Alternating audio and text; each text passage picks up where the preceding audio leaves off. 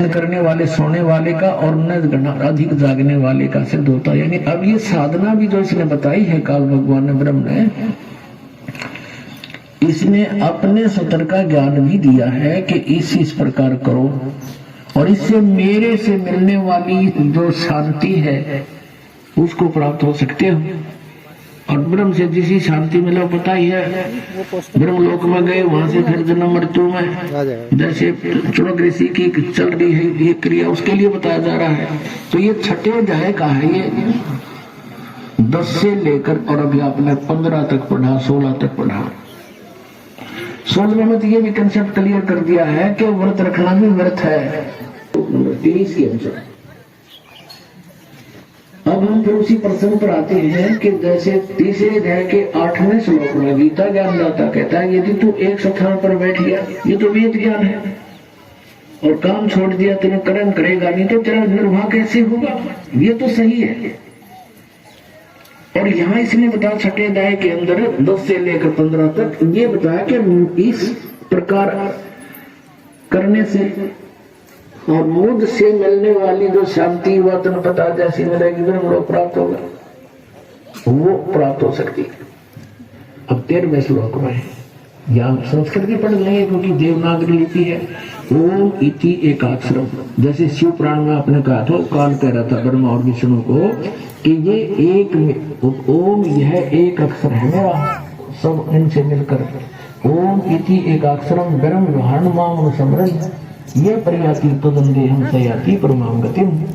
मुझ ब्रह्म का, माम ब्रह्म, मुझ ब्रह्म का केवल ओम, ये एक अक्षर है, नथिंग एल्स। हरे कृष्ण हरे राम सीताराम दिखाई दो किलो गीता में, मुड़गुणारे दुनिया में ये प्रयाति तदंदे हम जो शरीर छोड़कर जाते समय तब इसका जाप करता है सयाति परमाम गतिम। यानी ओम से मिलने वाली जो परम गति है वो ब्रह्म लोक है, और ब्रह्म लोक में गए हुए प्राणी भी वापस आते हैं। ये देखिए ये 8वें अध्याय का ये 16वां श्लोक है। ये दोनों ब्रह्मलोक पर्यंत सभी पुनरावृत्ति में है, ब्रह्मलोक पर्यंत सब लोग पुनरावृत्ति में है। यह देखिए पुनरावृत्ति का अर्थ है जिनको प्राप्त होके फिर पीछे संसार में आना पड़े, यानी पूर्ण मोक्ष नहीं हुआ, मुझे प्राप्त होकर भी कुंते उनका पुनर्जन्म होता है कि ब्रह्मलोक पर्यंत गए प्राणी भी वापस आते पुनरावृत्ति में। जो ये नहीं जानते, ये कहना था, ये लिखना था इसका मतलब। अब प्रसंग पर हम अपने पर आते हैं कि गीता जी अध्याय नंबर 7 के और श्लोक जो कहे तो इसके ताऊ पर लिखा है, कदे फिर बुआ आवेगी, जो कहे तो मेरे बाबू पर लिखा है, कोई कहेगी किसी पर लिखा है, यानी किसकी उनिहार किससे स्वरूप मिल रहा है। तो ऐसे ही अपनी अपनी अटकल लगा रहे हैं। सच्चे तो वहां के उनिहार नहीं बता रहे हैं, वो इतना अजीब और गरीब, इतना दिव्य रूप था प्रभु का, उनकी सीधी सुरती देवताओं के शरीर की तरफ जा रही है। काशी उमटी गुल भया मोमिन का घर घेर, कोई कहे ब्रह्मा विष्णु है, कोई कहते है ईश, 16 कला सुभान गति ही, कोई कहे जगदीश। भगत मुक्ति लेकर अवतरे, मिटन तीनों तापे, मोमन के डेरा लिया वहां कहे कबीरा बाप। ये भगवान कितने दयालु दाता अपने बच्चों के लिए कितना कष्ट उठाते हैं।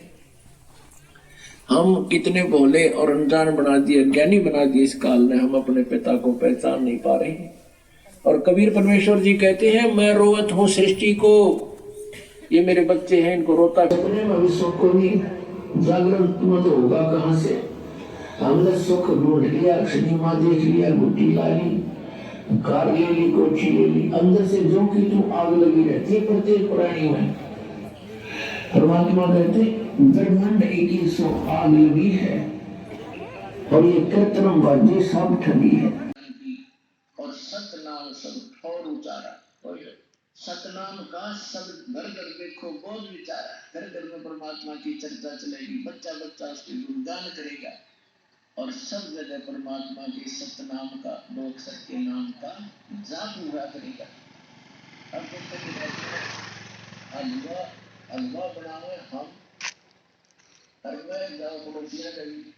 लेकिन हलवा बनाने वाला जो घर में हलवा बना रहा है वो हलवा खाकर इसकी संदेश। तो इसी प्रकार जो सुमन करोगे वो तो हलवा तो आप खाओगे, लेकिन उसकी मैं पड़ोसी को जो है आभास होगा उसको।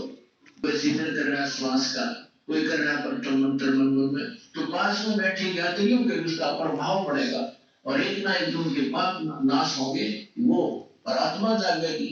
इस प्रकार से परमात्मा ने अपने बच्चों को शरण में लेना ही देना है, चाहे आज कोई हिंदू है, चाहे कोई मुसलमान है, चाहे सिख है, ईसाई है। हम बगैर ज्ञान के बढ़ते चले गए। अब हमें पता चलेगा आज कि कलयुग बीते 5500 पाचा, तब ये मेरा वचन होगा साचा। 600 वर्ष पहले ये बात कहना कि घर घर में मेरी भक्ति करेगा धर्मदास, तो धर्मदास के गले वो उतरे नहीं थी।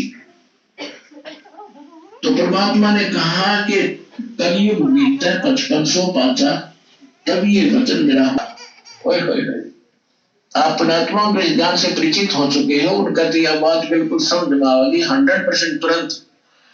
आप क्या देख रहे हो? आज से पहले आपने ज्ञान गंगा सुनने से पहले परम पुरुष का ज्ञान नहीं था। आपने केवल अपने ही देवी देवताओं का ज्ञान था और स्वर्ग लोक तक हम उत्तम स्थान माना करते।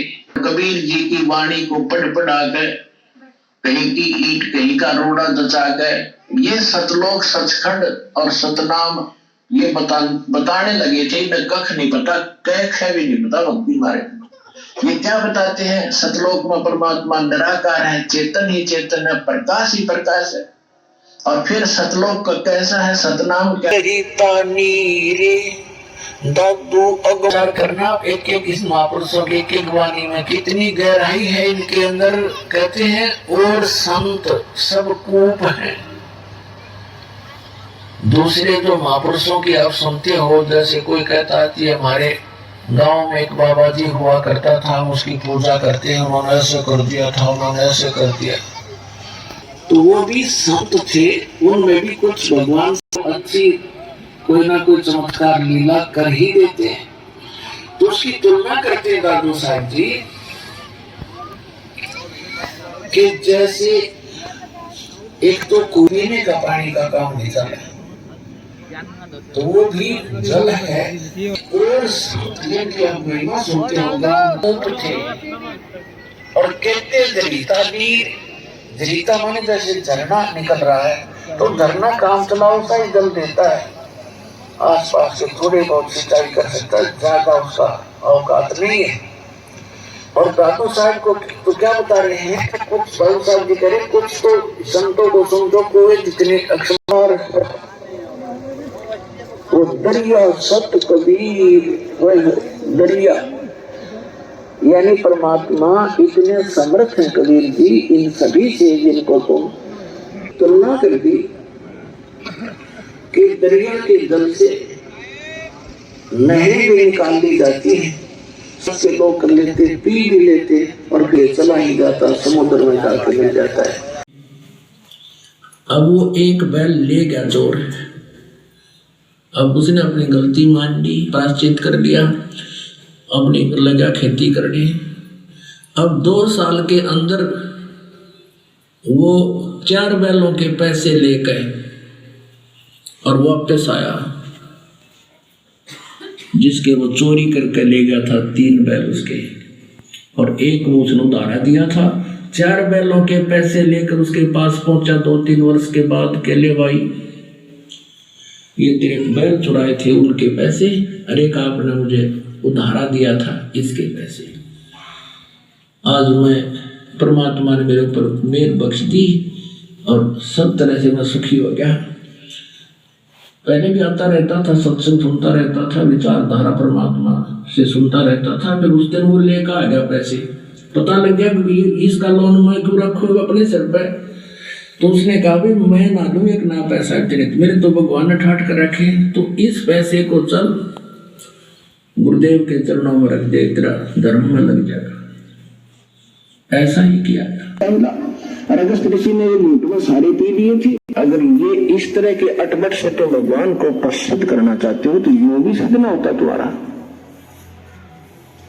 तो पुण्यात्मा सौभाग्य आपका, आपको ये तत्व ज्ञान प्राप्त हो रहा है। इसको तत्व ज्ञान कहते हैं। जो निष्कर्ष निकालना जाओ सारी कथाओं का, ये जड़ी बूटी सबने पता था तो उनकी जड़ी उसका वो हमें तो ये और जड़ी बनाकर भगवान कर देते सतना वर्षा। तो आज दास के समझ में आ गई और उसका परिणाम आप देख रहे हो।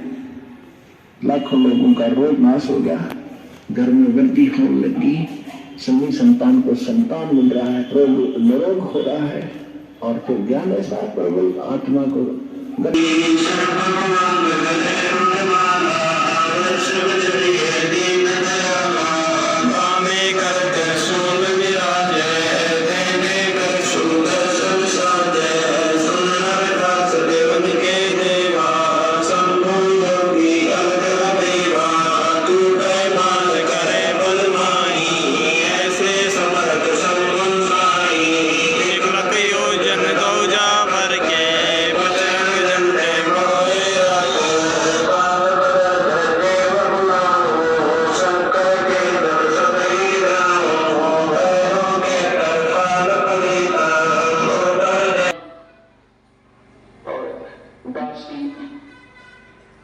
सौभाग्य था कि मुझे नौकरी और मजदूरी मिली भगवान की और उसी पुण्यात्माओं को दर्जन से निकाल बैठी।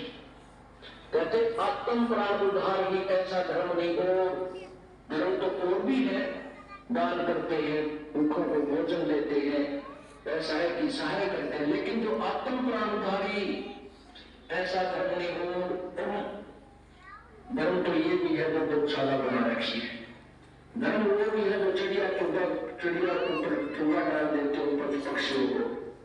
तो वो भी विकलांगों के ऑपरेशन वगैरह कराए जा रहे, वो भी धर्म है। अनाथ आश्रम है, वो भी धर्म है। लेकिन जो आज गौर है उनकी सेवा कर रहे अच्छे, कोई भी प्राणी है, चाहे भैंस